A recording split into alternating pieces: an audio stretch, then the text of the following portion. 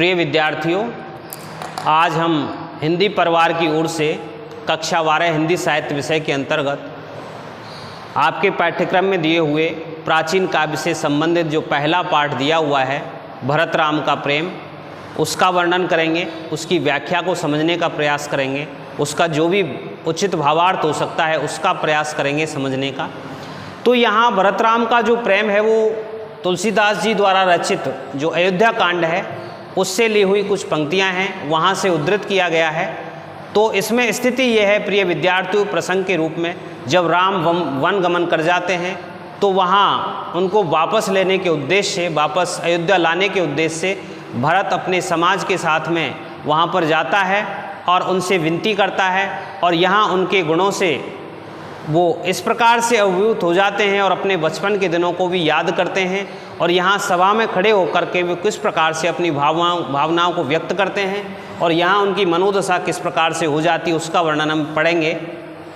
इससे पहले आपको ये भी समझना है कि आपको व्याख्या भी आती है तो इसका विशेष में आपको लिखने में ये आसानी रहेगी कि इसमें अवधि भाषा का प्रयोग है, शांत रस का प्रयोग है और माधुर्य गुण यहाँ पर आया है, दोहा और चौपाई से युक्त ये रचना है।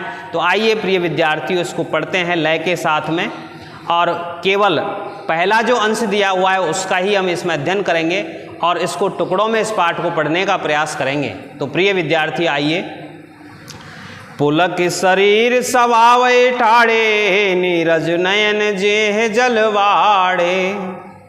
पुलक शरीर स्वभाव ठाड़े अर्थात जो भरत जी हैं वो गुरु मुनि वशिष्ठ के द्वारा कहे गए उद्घोषणा के बाद में उन्होंने जो सभा में कही है उसके बाद में वो रोमांचित होकर खड़े होते हैं। पुलक शरीर यानी कि जिनका शरीर रोमांचित हो गया है, ऐसी शरीर वाले वो सभा में खड़े हुए हैं। और क्या हुआ है, नीरज नयन नेह जलवाड़े, और कमल रूपी जो उनके नेत्र हैं वो उनमें मानो ऐसा लगता है कि किन की बाढ़ आ गई हो, आंसुओं की बाढ़ आ गई हो। नीरज नयन नेह जलवाड़े अर्थात रूपक अलंकार के रूप में कमल नयनों से आंसुओं की जो बाढ़ है, प्रेमाश्रुओं की जो बाढ़ है वो आ गई है। अगली पंक्ति, कवहूँ मोर कहब मोर मुनिनाथ निवाहा, एहि ते अध के कहूँ में काहा। कवहूँ मोर कहब मोर मुनिनाथ निवाहा अर्थात मुनि वशिष्ठ जी ने जो पूरा कह दिया है और एहिते अधिक कहूँ में कहा अर्थात अब ज़्यादा और अधिक मैं क्या कहूँ, अर्थात जो कहना था वो मेरे गुरु वशिष्ठ जी ने कह दिया है, पूरा के पूरा निर्वाह कर दिया है अर्थात पूरा कह दिया है और मैं इससे अधिक क्या कह सकता हूँ। मैं जानऊ निज नाथ सुभाऊ, अपराधी ऊपर कोहिन काहू। मैं अपने निज नाथ अपने स्वामी श्री राम के स्वभाव को जानता हूँ। स्वभाव तो मैं अपने जो प्रभु हैं उनके, अपने जो नाथ हैं, अपने जो स्वामी हैं श्री राम, उनके स्वभाव को जानता हूँ, जिनका स्वभाव कैसा है कि वो अपराधियों पर भी क्रोध नहीं करते हैं। मोह पर कृपा स्नेहु विशेषी, और मेरे ऊपर तो उनकी जो कृपा है वो विशेष है। खेलत खुन सिन कबहूँ देखी, और खेलते हुए उन्हें मेरे ऊपर क्रोधित होते हुए मैंने कभी नहीं देखा है। यहाँ बचपन की ओर वो प्रसंग को लाने का प्रयास कर रहे हैं भरत जी कि जब हम बचपन में खेला करते थे तो उन्होंने मेरे खेलने में हारने पर भी मेरे ऊपर क्रोधित होते हुए नहीं देखा है, कि कभी भी मेरे ऊपर वो क्रोधित नहीं होते थे। और आगे दिया हुआ है हारने जीतने की जो स्थिति इसमें बताई गई है, शिशुपन ते परे हरे उन्हें संगू, अर्थात शिशुपन यानी कि बचपन बालपन से उन्होंने मेरा साथ नहीं छोड़ा है। कबहुन कीन मोर मन भंगू, उन्होंने कभी भी मेरा मन भंग नहीं किया है, मन को नहीं तोड़ा है, मेरे दिल को नहीं तोड़ा है। आगे देखिए, मैं प्रभु कृपा रीति जिये जो ही, अर्थात मैं प्रभु श्री राम जी की कृपा की रीति को, कृपा करने की जो रीति है उसको अच्छी तरह से जानता हूँ।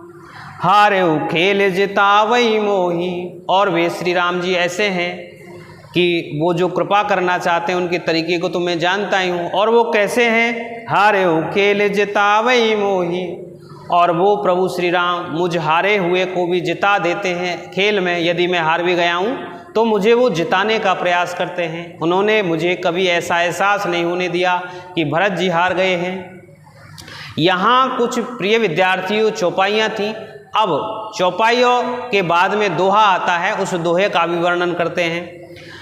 महु स्नेह सकोच वश, महु यानी मैंने भी, स्नेह सकोच वश, स्नेह और संकोच के वशीभूत होकर के, यानी कि मेरे अंदर स्नेह था और मेरे अंदर क्या था, संकोच की भावना है। इनके दोनों के वशीभूत होकर के सन्मुख कही न बैन, अर्थात मैंने उनके सामने कुछ भी वाणी नहीं कही है, कुछ भी नहीं बोला है। अर्थात बैन यानी वाणी, अर्थात मैंने स्नेह यानी कि प्रेम और संकोच के वशीभूत होकर के मैंने कुछ नहीं कहा है उनके सामने, मैं आज तक नहीं बोला हूँ उनके सामने, अर्थात मैंने कुछ नहीं कहा है। अंतिम पंक्ति, दर्शन तृपित ने आज लग प्रेम पियासे नैन, अर्थात मेरे जो ये नेत्र हैं वो दर्शनों के लिए आज तक कैसे हैं, प्यासे हैं, ये आज तक तृप्त नहीं हुए। और जो मेरे नेत्र हैं वो कैसे हैं, प्रेम पियासे नैन, उन श्री राम जी के प्रेम के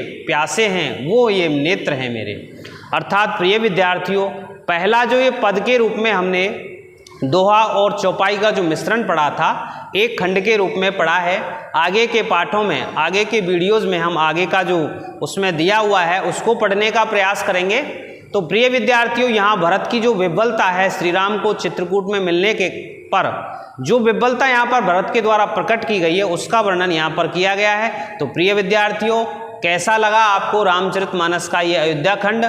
आप इससे सीखें, बार बार सुनें और इन वीडियोस को जो शिक्षा की अलग जगाने का जो कार्य हिंदी प्रेमियों के लिए, हिंदी विद्यार्थियों के लिए किया जा रहा है, इसको आगे बढ़ाने का प्रयास करें और ज़्यादा से ज़्यादा हिंदी परिवार चैनल को सब्सक्राइब करें, लाइक्स करें और ज़्यादा से ज़्यादा व्यूज़ देने का आप कार्य करें। धन्यवाद।